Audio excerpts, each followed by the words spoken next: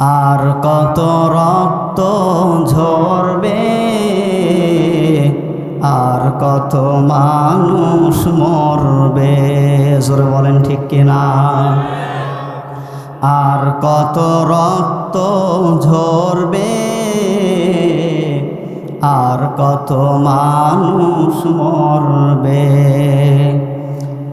কখনো কি আর সোনালি জামানায়, কখনো কি আর সোনালি জামানায় ওমরের যুগ ফিরে আসবে,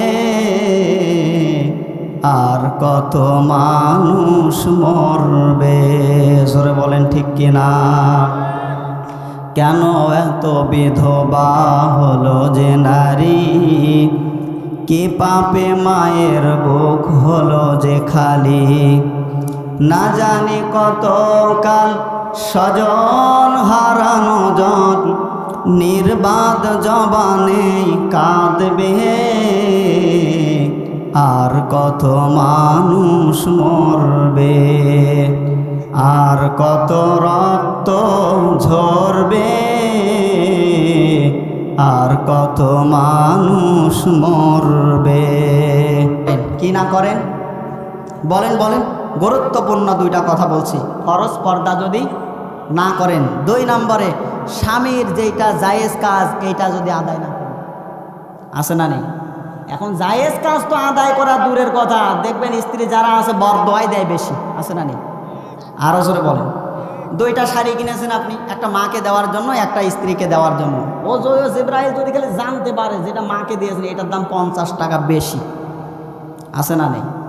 ও যদি খালি জানতে পারে যে মাকে যেটা দিয়েছেন এটা 50 টাকা বেশি, দেখবেন ও তখনই বলা শুরু করবে এই মরা মরে না। আছে না নেই? আরো জোরে বলেন। আর কিছু কিছু আছে যারা একটু মনে করেন বাবার বাড়ি ধার্মিক আছে, এরা দেখবেন আরো একদম বেশি মনে হয় ও বাড়িতে আসলে খেয়ে ফেলবে। আছে না নেই? আরো জোরে বলেন। এইভাবে জান্নাত পাওয়া সম্ভব না। এইবার আসেন মহান আল্লাহ রব্বুল আলামিন সূরা তাহরিমের 11 নম্বর আয়াতে মহান আল্লাহ রব্বুল আলামিন মা বোনদের জন্য কি দিয়েছেন শোনার দরকার আছে না নেই? আরো জোরে বলা লাগবে, একটু কথা বলেন। শোনার দরকার আছে না নেই? মা বোন যারা এসেছেন আপনাদেরকে বলছি, আপনারা তো নামগুলো শুনেছেন, ফেরাউনের নাম শুনেছেন না শুনে নাই? আরো জোরে বলেন। আসিয়ার নামও আপনারা শুনেছেন। 2 জন স্বামী স্ত্রী, কিন্তু একজন যাবে জাহান্নামে আর একজন যাবে জান্নাতে। সুবহানাল্লাহ বলতে পারেন না? কেন যাবে? একজন জাহান্নামে যাবে আর একজন জান্নাতে যাবে। আমি একটা তার দৃষ্টান্ত পেয়েছি, তার জীবনে একটা কাজ পেয়েছি, কখনো স্বামীর অবাধ্য হয় নাই। জোরে বলেন সুবহানাল্লাহ। আল্লাহ রাব্বুল আলামিন এই কথাটাই যেন কোরআনে কারিমের মধ্যে জানিয়ে দিলেন সূরা তাহরিমের 11 নম্বর আয়াতের মধ্যে, ওয়া দারাবাল্লাহু মাসালাল লিল্লাযীনা আমানু ইমরাআতা ফিরআউন ইয ক্বালাত রাব্বি ইবনিলি ইনদাকা বাইতান ফিল জান্নাহ ওয়ানাজিনি মিন ফিরআউনা ওয়া আমালিহি ওয়ানাজিনি মিনাল কওমিজ যালিমিন। সূরা বলেন আল্লাহু আকবার। আল্লাহ রাব্বুল আলামিন আয়াতের মধ্যে কি জানালেন এবার একটু লক্ষ্য করেন। আল্লাহ রাব্বুল আলামিন জানিয়ে দিচ্ছেন, ওয়াদারাবাল্লাহু মাসালাল লিল্লাযীনা আমানু ইমরাআতা ফিরআউন, ফিরআউনের স্ত্রী আসিয়াকে দৃষ্টান্ত দিলাম ঈমানদার মহিলাদের জন্য। সুবহানাল্লাহ বলতে পারেন নাই? ফিরআউনের স্ত্রী আসিয়াকে দৃষ্টান্ত দিলাম ঈমানদার মহিলাদের জন্য। মা বোন যারা এসেছেন আপনাদেরকে বলছি, যারা আপনার ইতিহাস জানেন, যারা হাদিস শরীফ পড়েছেন, ইতিহাস যারা পড়েছেন তারা কিন্তু আপনারা ভালো করে জানেন এই ফিরআউন তার স্ত্রী আসিয়ার উপরে যেই রকম নির্যাতন করেছে, যেই অত্যাচার করেছে, তার 2 হাতে 2টা পেরেক মেরে দিয়েছে, 2 পায়ে 2টা পেরেক মেরে দিয়েছে, শরীরটাকে ক্ষত ক্ষত করে দিয়েছে। শুধু তাই না, গরম তেল মাথার উপরে ঢেলে দিয়েছে। লজ্জা স্থান পর্যন্ত কেটে দিয়েছে। নাউজুবিল্লাহ বলতে পারেন নাই? এত নির্যাতন করেছে এই পৃথিবীতে দ্বিতীয়ত আর একটা মানুষও দেখাতে পারবে না ফিরআউনের মতো তার স্ত্রী আসিয়ার উপরে যেই রকম নির্যাতন করেছে ওই রকম নির্যাতন এখন কোনো স্বামী তার স্ত্রীর উপরে করতে পারে না। করে? বলেন, করতে পারে নাই। এত নির্যাতন করেছে, দুইটা হাতে দুইটা পেরেক মেরে দিয়েছে, দুইটা পায়ে দুইটা পেরেক মেরে দিয়েছে, গরম তেল মাথায় ঢেলে দিয়েছে, চুলগুলো একটা একটা করে খসে খসে পড়ে যাচ্ছে, লজ্জা স্থান পর্যন্ত কেটে দিয়েছে। এতটা নির্যাতন। আল্লাহ রাব্বুল আলামিন এবার ডাক দিয়ে বলে, জিবরাইল কোথায়? তাড়াতাড়ি করে এদিকে আসো। আমার আসিয়ার উপরে যেভাবে অত্যাচার করছে তার স্বামী ফিরআউন, আমার আসিয়ার উপরে যেভাবে অত্যাচার করছে তার স্বামী ফিরআউন, তাড়াতাড়ি করে যাও, সহ্য করতে পারবে না। জান্নাতটাকে নিয়ে যাও, আমার আসিয়ার সামনে আয়না স্বরূপ তুলে ধরো। সুবহানাল্লাহ বলতে পারেন নাই? জান্নাতটাকে নিয়ে যাও, আমার আসিয়ার সামনে আয়না স্বরূপ তুলে ধরো। জোরে বলে সুবহানাল্লাহ। হযরতে জিবরাইল আসলেন, জান্নাতটাকে হযরতে আসিয়ার সামনে আয়না স্বরূপ তুলে ধরলেন। হযরতে আসিয়া এবার ডাক দিয়ে বলে, রব্বুল আলামিন, আমার কষ্ট দেখে আপনার মায়া হয়, আমার উপরে নির্যাতন দেখে আপনার মায়া হয়, এই জন্য আপনি জান্নাতটাকে পাঠিয়ে দিলেন, জান্নাতকে নিয়ে আসলেন, আমার সামনে তুলে ধরলেন। হযরতে জিবরাইলকে দিয়ে জান্নাতটাকে আমার সামনে তুলে ধরালেন যেন আমার কষ্ট কম হয়। এইটা দিয়ে হবে? জোরে বলেন, এইটা দিয়ে হবে? হযরতে আসিয়া যেন এবার ডাক দিয়ে বলেন, ইনদাকা বাইতান ফিল জান্নাহ, জান্নাতের ভেতরে আমার জন্য আলাদা করে একটা ঘর বানাও, যে ঘরের মধ্যে বসে আপনার মতো আল্লাহকে দেখা যায়। এমন একটা ঘর বানান যে ঘরের মধ্যে বসে আপনার মতো আল্লাহকে দেখা যায়। এই আয়াতটা আমি পড়তাম না, মা বোন যারা এসেছেন আপনাদেরকে বলছি, একটু কম বেশি বোঝাবুঝির কম বেশি হতেই পারে। এর জন্য স্বামীকে যদি বরদোয়া দেন আপনার স্থান হবে জাহান্নামে। কোথায়? আরো জোরে বলেন। আপনার স্থান হবে জাহান্নামে, আপনি জান্নাতে যেতে পারবেন না। এই জন্য স্বামীকে বরদোয়া না দিয়ে রবের কাছে বলেন, উত্তম কিছু পাবেন। সুবহানাল্লাহ বলতে পারেন নাই? রবের কাছে বলেন যে রব্বুল আলামিন, আপনি নামাজে যান, সেজদায় পড়ে কান্না করেন, ডাক দিয়ে বলেন, রব্বুল আলামিন আমার স্বামীকে ভালো করে দেন, আমার স্বামী আমার উপরে নির্যাতন চালায়, অত্যাচার চালায়, এগুলো থেকে আমাকে মুক্ত করেন। বলা দরকার কার কাছে? আরো জোরে বলেন, কার কাছে? রবের কাছে আপনি বলেন। শুধু এই পর্যন্ত শেষ না, ডাক দিয়ে বলে, রব্বুল আলামিন, ইনদাকা বাইতান ফিল জান্নাহ, জান্নাতের ভেতরে আমার জন্য আলাদা করে একটা ঘর বানাও, যে ঘরের মধ্যে বসে আপনার মতো আল্লাহকে দেখা যায়। আল্লাহ রব্বুল আলামিনকে ডাক দিয়ে বলে, রব্বুল আলামিন, এই পর্যন্ত কিন্তু আয়াত শেষ না। ওয়ানাজিনি, একালিপ টান মহান আল্লাহ রব্বুল আলামিন দিয়েছে, ওয়ানাজিনি মিন ফিরআউনা ওয়া আমালিহি। ডাক দিয়ে বলে, রব্বুল আলামিন, আমার স্বামী আমার উপরে নির্যাতন করছে। কি করছে? আরো জোরে বলেন। আমার স্বামী আমার উপরে নির্যাতন করছে, আমার উপরে অত্যাচার করছে। আমার স্বামীর নির্যাতন থেকে, আমার স্বামীর অত্যাচার থেকে আমাকে বাঁচাও। সুবহানাল্লাহ বলতে পারেন না? কাকে বাঁচাও? আমাকে বাঁচাও। শব্দের দিকে একটু খেয়াল করেন তো, মা বোন যারা এসেছেন আপনাদেরকে বলছি। হযরতে আসিয়া এবার ডাক দিয়ে বলছে, রব্বুল আলামিন, আমার উপরে আমার স্বামী নির্যাতন করেছে, অত্যাচার করেছে, আমার স্বামীর নির্যাতন অত্যাচার থেকে আমাকে বাঁচাও। ওয়ানাজিনি, আবার একালিপ টান, ডাক দিয়ে বলে, রব্বুল আলামিন, যাদেরকে দিয়ে আমার উপরে নির্যাতন চালিয়েছে, যাদেরকে দিয়ে আমার উপরে অত্যাচার করেছে, তাদের নির্যাতন থেকে, তাদের অত্যাচার থেকে আমাকে বাঁচাও। মিনাল কওমিজ জালিমিন, কিন্তু আমার স্বামীকে জালেমদের অন্তর্ভুক্ত বানাইও না। সুবহানাল্লাহ বলতে পারেন নাই? আরো জোরে বলেন সুবহানাল্লাহ। কিন্তু আমার স্বামীকে জালেমদের অন্তর্ভুক্ত বানাইও না। কিন্তু এখন বর্তমানে যে মা বোনেরা আছে, তাদের উপরে যদি এইরকম নির্যাতন চলে, তাদের জন্য তো দোয়া করবে নাকি? বলেন, বলেন, দোয়া করবে না কি বলবে?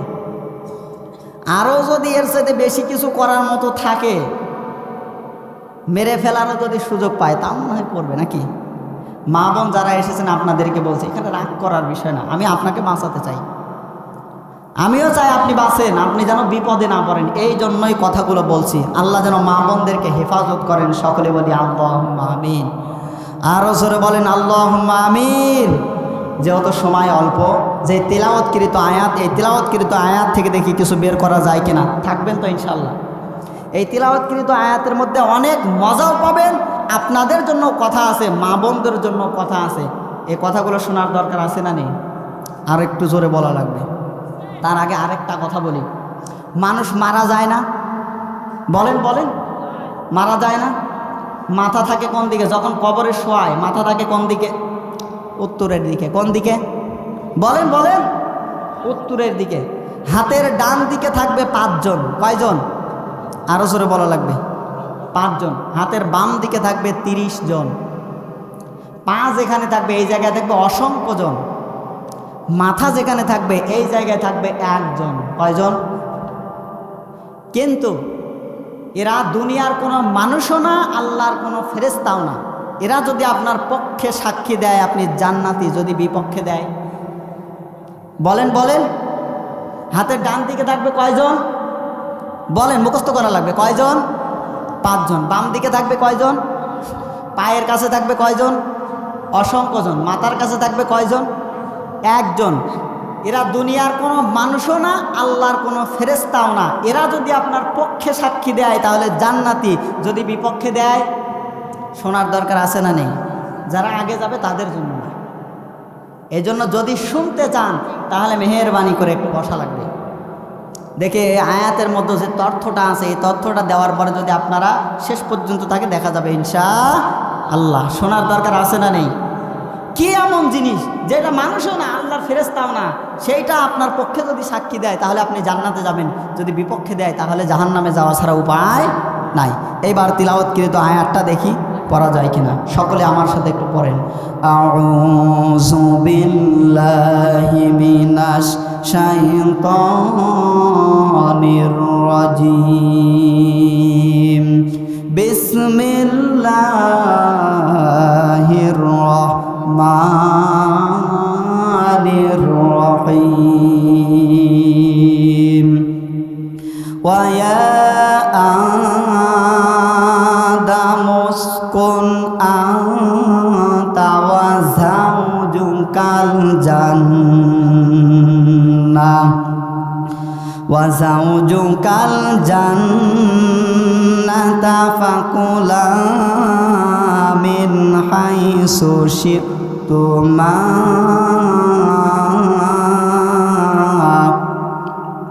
ওয়ালা তাকরাবা হাযিহিশ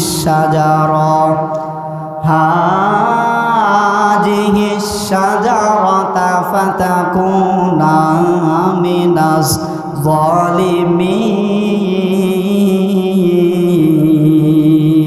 জোরে বলেন আল্লাহু আকবার। আরো জোরে বলেন আল্লাহু আকবার। আয়াতের মধ্যে মারাত্মক কিছু তথ্য আছে যেগুলো আপনার জানা জরুরি, কারণ আমরা এই ভুলগুলো করে থাকি। আমরা কি জানি না? এই যে হঠাৎ হঠাৎ আমাদের একটা ভুল হয়ে যায়, ভুলটা কেন হয় জানার দরকার আছে না নেই? বলেন। আল্লাহ যে আমাদেরকে একটা হাসি দেওয়ার ব্যবস্থা করেছেন, হাসিটা কোন জায়গা থেকে আসলো, কিভাবে আসলো, এটাও জানার দরকার আছে না নেই? আরো জোরে বলেন। এইবার আসেন এই আয়াতের মধ্য থেকে এই কথাগুলো বের করা যায় কি না।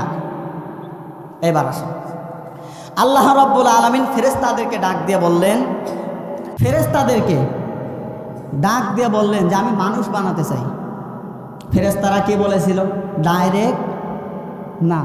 ফেরেশতারা কি বলেছিল?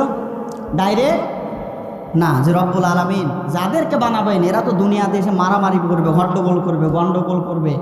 ফেরেশতারা যদিও বলেছিল, আল্লাহ রব্বুল আলামিন বলেছিলেন আমি যা জানি তোমরা জানো না। এবার দুঃখজনক হলেও সত্য, ফেরেশতারা যে কথাটা বলেছিল যে দুনিয়াতে যে মারামারি করবে, দুঃখজনক হলেও কিন্তু এটাই সত্য। হচ্ছে না? বলেন হচ্ছে না? আরো জোরে বলেন। হচ্ছে। আমি সংক্ষেপ করে বলছি, এই আয়াতের যে তথ্যটা আছে, মা বোন যারা এসেছেন আপনাদেরও কাজে লাগবে, পুরুষ যে ভাইয়েরা আছেন আপনাদেরও কাজে লাগবে, কারণ এখানে মারাত্মক কিছু বিষয়। আল্লাহ রাব্বুল আলামিন হযরত আদম নবী আলাইহিস সালামের স্ট্রাকচারটা বানালেন, দেহটা বডিটাকে বানালেন। জোরে বলেন সুবহানাল্লাহ।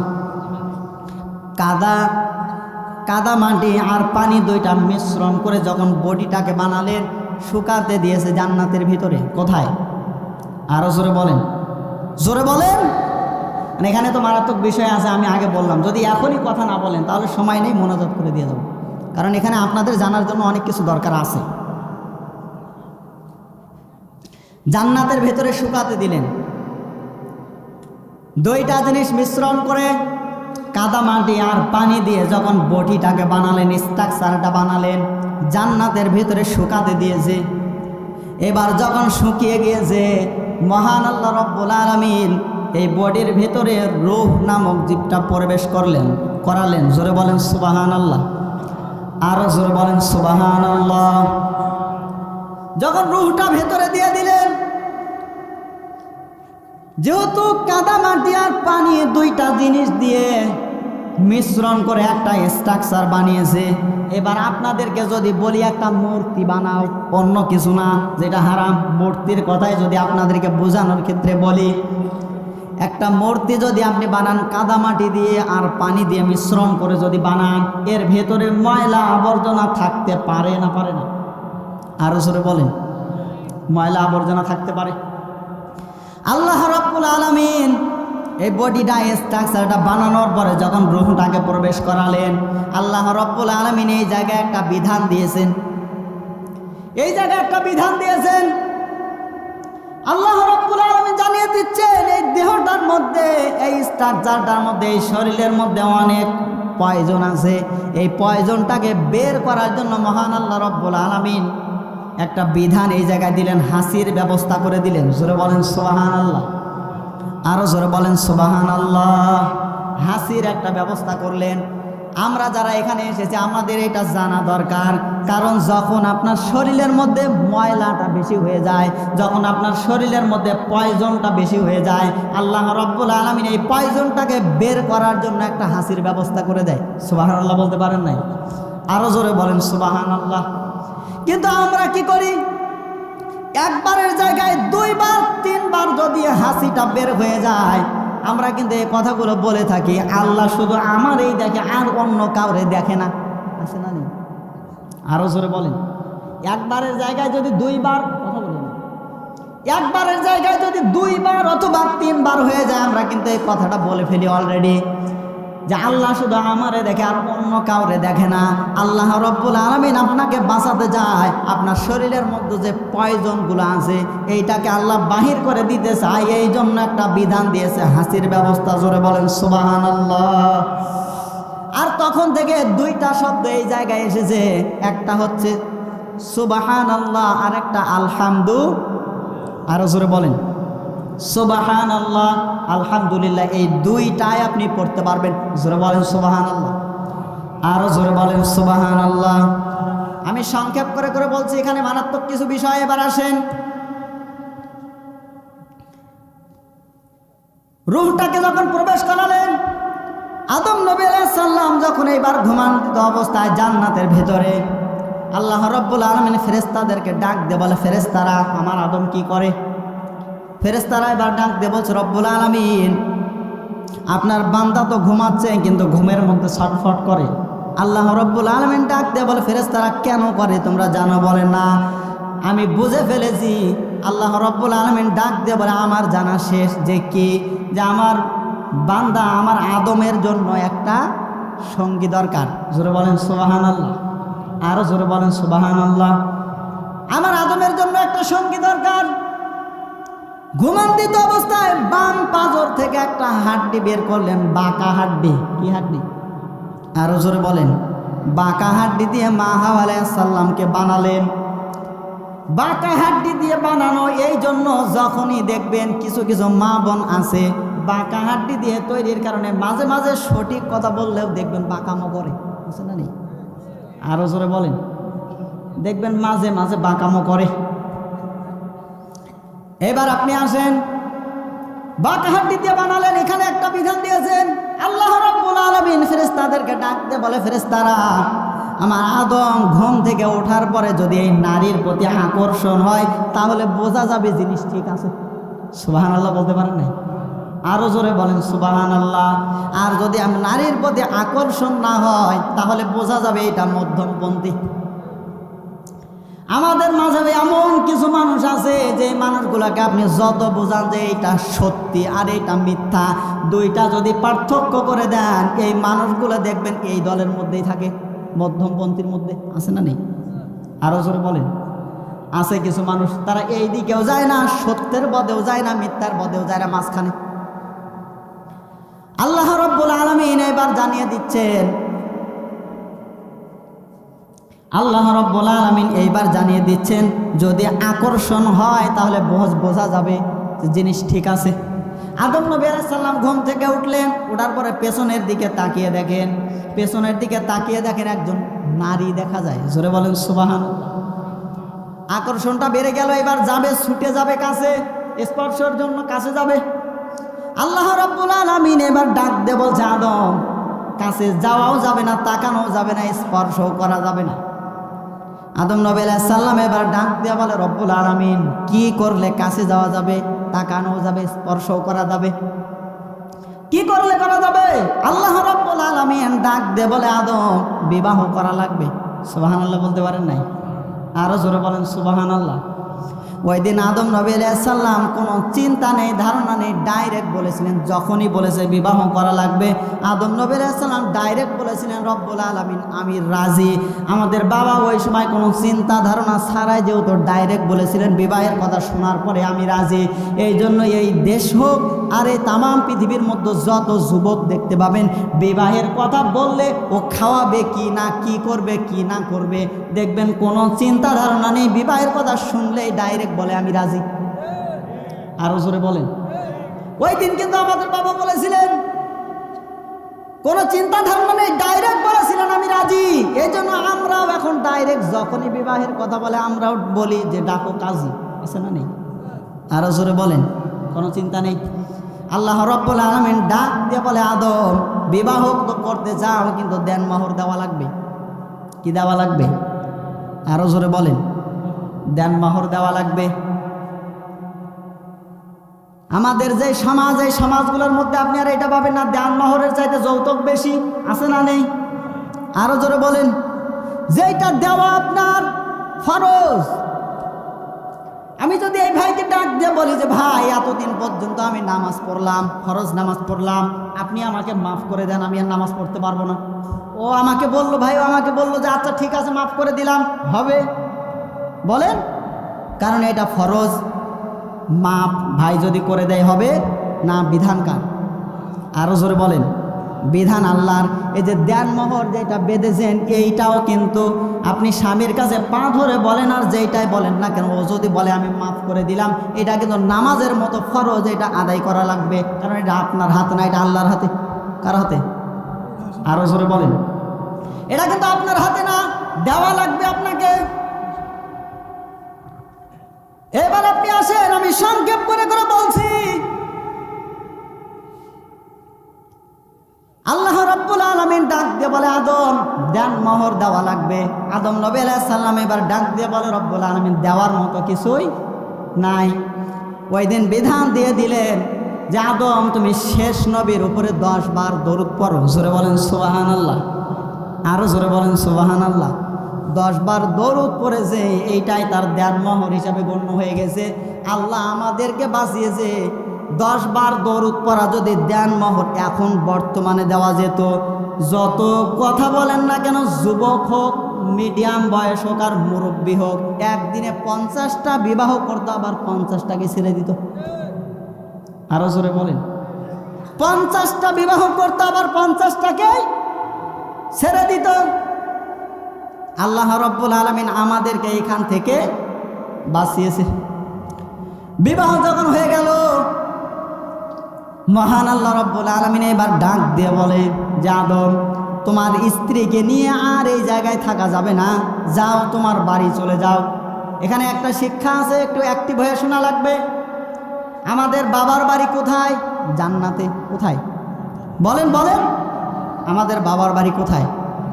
জান্নাতে। কিন্তু আমাদের বাবাকে কিন্তু বলেছেন আর এখানে থাকা যাবে না, চলে যাও, তোমার বাড়ি চলে যাও। এখান থেকে আমাদের শিক্ষার বিষয় যে বিবাহ করে শ্বশুর বাড়িতে থাকা যাবে না, নিয়ে যাওয়া লাগবে বাবার বাড়ি। কার বাড়ি? আরো জোরে বলেন। ঘর জামাই থাকেন কয়জন? আপনি থাকতে পারবেন না। মহান আল্লাহ রাব্বুল আলামিন জানিয়ে দিচ্ছেন, ওয়া ইয়া আদম উসকুন আনতা ওয়া যাওজুকাল জান্নাহ। ডাক দিয়ে বলে, আদম বিবাহ সম্পূর্ণ হয়ে গেছে, আর থাকতে পারবে না, চলে যাও, বাড়ি চলে যাও। এটা কিন্তু কোরআনের নির্দেশ। বিবাহ করার পরে শ্বশুর বাড়িতে ঘর জামাই থাকা জায়েজ। আরো জোরে বলেন। এটা মনে হয় আমি বানালাম, কি বানালাম? বিবাহ করে ঘর জামাই থাকা জায়েজ নেই, বিবাহ করে নিয়ে যাওয়া লাগবে কার বাড়িতে? আরে এখন ডিজিটাল যুগ, বিবাহ করার পরে আগে ছিল ওর স্ত্রী, কিন্তু এখন বিবাহ করার পর নিজের সঙ্গে ডাবল থেকে যায়। আছে না নেই? আরো জোরে বলেন। ডাবল থেকে যায়। আল্লাহ রাব্বুল আলামিন জানিয়ে দিলেন, না থাকা যাবে না, তোমার স্ত্রীকে নিয়ে চলে যাও, তোমার বাড়িতে যাও। শুধু এই পর্যন্ত বলেই কিন্তু মহান আল্লাহ রব্বুল আলামিন শেষ করে নাই। আমি সংক্ষেপ করে বলছি। আল্লাহ রব্বুল আলামিন জানিয়ে দিচ্ছেন, ফাকুলা মিন হাইসু শিতুমা, তোমার স্ত্রীকে শুধু বাড়িতে নিয়ে যাওয়া এই পর্যন্তই কিন্তু শেষ না। তুমি যেই রকমের